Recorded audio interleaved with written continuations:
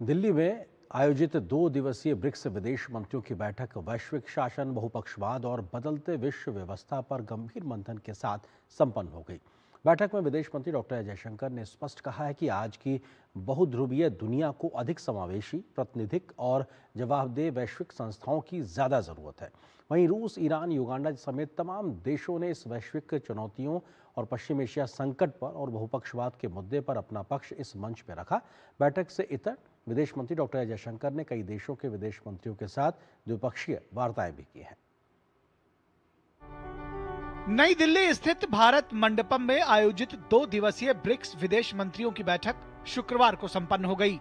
बैठक के दूसरे दिन उच्च स्तरीय सत्र में वैश्विक शासन और बहुपक्षीय प्रणाली में सुधार विषय पर व्यापक चर्चा हुई।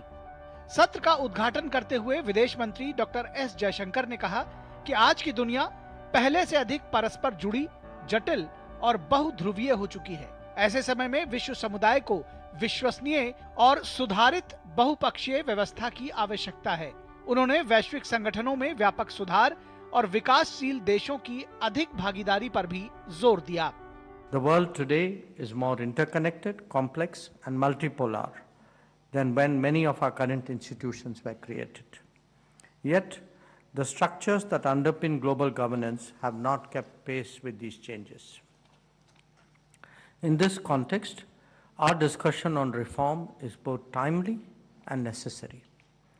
From declining trust to inefficiencies in decision making, multilateral frameworks are under considerable strain. As BRICS nations, we have a shared responsibility to advance a more inclusive, representative and responsive global governance architecture. बैठक के दौरान BRICS देशों के नेताओं ने भी वैश्विक व्यवस्था को मजबूत बनाने की आवश्यकता पर अपने विचार साझा किए। कई देशों ने ब्रिक्स मंच पर भारत की सक्रिय और संतुलित नेतृत्व भूमिका की सराहना की। रूस के विदेश मंत्री सर्गेई लावरोव ने बहुध्रुवीय विश्व व्यवस्था को मजबूत करने में ब्रिक्स की भूमिका को महत्वपूर्ण बताया।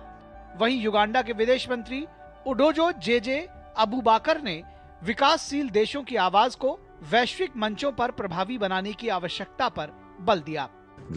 मुझे नहीं लगता कि ब्रिक्स को मध्यस्थता करने वाला संगठन बनना चाहिए, बल्कि ब्रिक्स के अलग अलग सदस्यों को, खास तौर पर उन सदस्यों को जो यह पक्का करने में दिलचस्पी रखते हैं कि होर्मुज जलडमरू मध्य में जहाजों की आवाजाही में कोई दिक्कत न हो, इस दिशा में कदम उठाने चाहिए। मैं भारत का बहुत आभारी हूं कि उसने इस शिखर सम्मेलन का आयोजन किया, क्योंकि इससे हमें दुनिया के बाकी देशों के साथ उन बेहद महत्वपूर्ण घटनाक्रमों पर अपने विचार साझा करने का अवसर मिला जिनसे आज पूरी दुनिया जूझ रही है। इससे हमें वैश्विक शासन व्यवस्था, एक तरफावाद बनाम बहुपक्षवाद जैसी प्रवृत्तियों पर अपने विचार रखने का मौका मिला। हमने एक तरफावाद के खिलाफ मजबूती से अपनी बात रखी। वहीं ईरान के विदेश मंत्री अब्बास अरागची ने कहा कि ईरान से जुड़ी किसी भी चीज का कोई सैन्य समाधान नहीं है। We are now in the state of ceasefire, although it's very shaky. But we are trying to keep it in order to give diplomacy a chance, so a diplomatic solution, a negotiated solution can be found. As a matter of fact, there is no military solution to anything related to Iran. They have tested us times and again.